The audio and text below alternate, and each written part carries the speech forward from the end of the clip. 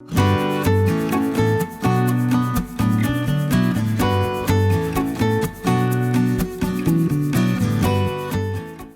je m'appelle Florence, je suis aide-soignante, j'ai 43 ans et j'habite en Bretagne. Je travaille dans une UHR, donc c'est une unité d'hébergement renforcée au sein d'un EHPAD lui-même situé au sein d'un établissement public de santé mentale.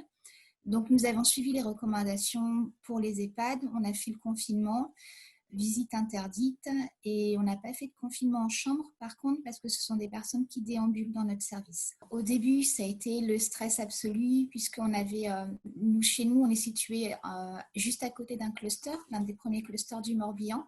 Donc on avait un très gros risque de contamination par nous mais également par nos enfants puisque beaucoup de soignants sont des parents. Donc, ça a été un stress de contamination croisée, de savoir est-ce que nos enfants qui étaient allés à l'école risquaient de nous contaminer et nous-mêmes de contaminer nos patients et nos résidents. Donc, les premières semaines ont été très compliquées, avec beaucoup d'interrogations de notre part et puis même concernant notre organisation, comment on allait faire, comment on allait s'y prendre. Et petit à petit, il y a une espèce d'habitude qui s'est installée. On est rentré dans une espèce de routine et au final, on a vu qu'on y arrivait quand même aussi. Ce qui a été mis en place, c'est les visios avec les tablettes. Donc ça, c'est quelque chose qu'on va garder parce qu'on s'est rendu compte que ça peut permettre de garder du lien avec des familles qui sont éloignées. Donc là, on y a vu une réelle utilité.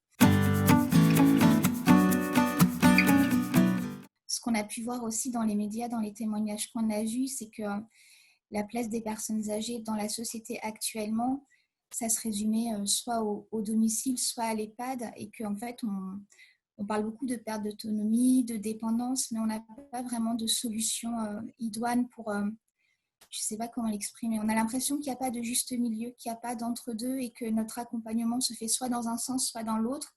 Mais qu'il faudrait peut-être des subtilités dans l'accompagnement, dans la place des gens, dans la ville, dans la campagne, dans la place des liens aussi intrafamiliaux, dans les liens intergénérationnels.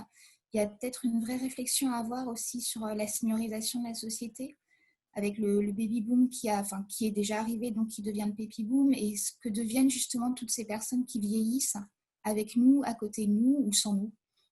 Donc il y aura, j'espère, la loi autonomie sortira bientôt. J'espère que d'ici le salon infirmier sera sorti d'ailleurs, et on verra.